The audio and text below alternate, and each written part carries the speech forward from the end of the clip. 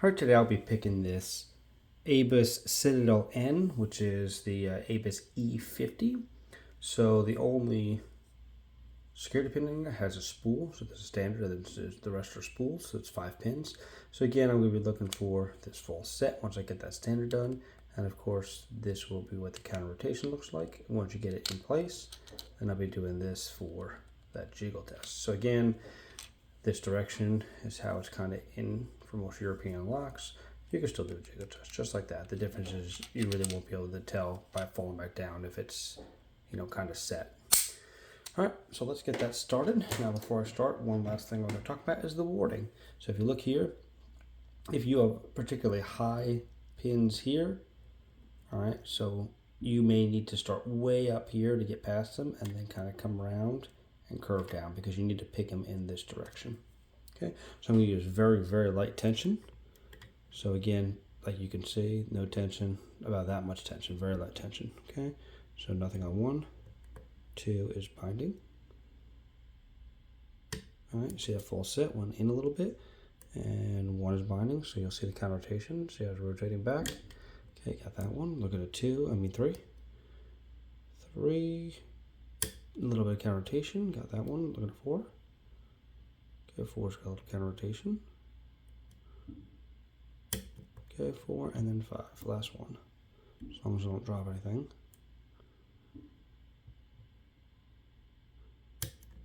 And it's open. All right. Now let's get this.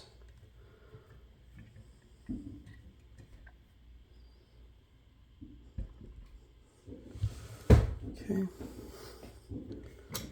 Zoom in just a little bit. All right. Put this out. Lock this back up.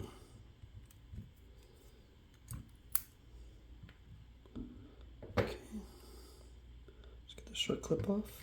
With the C clip.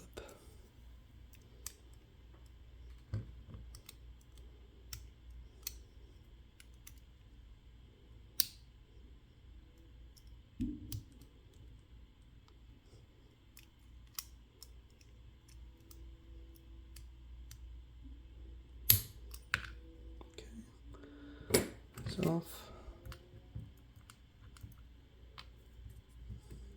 Get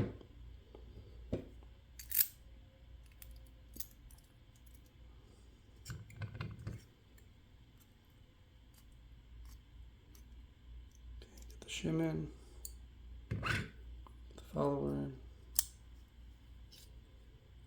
Okay, it's right here. Alright, so there's your 5 pins.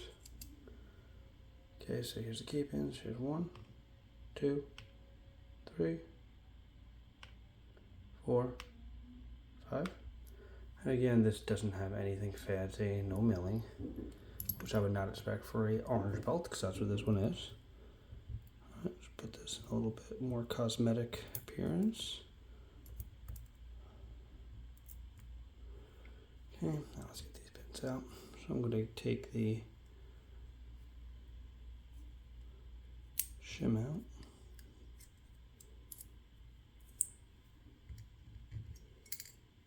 All right, start number 1.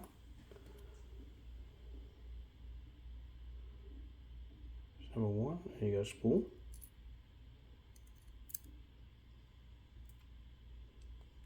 Okay, there's a spring.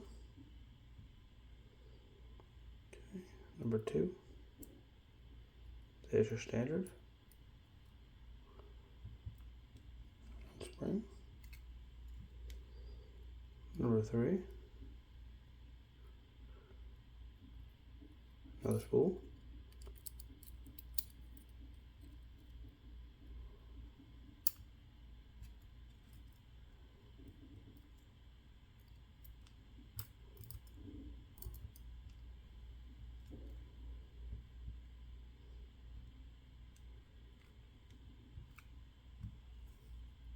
All right, go in the other direction.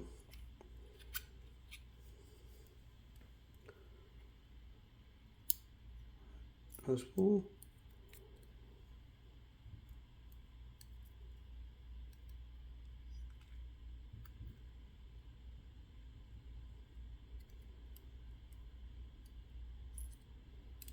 Last spool. And nothing too difficult. Alright, and we have a nice laser engraving from Decoder. That's where I got it from. So, take a quick look. And there you go.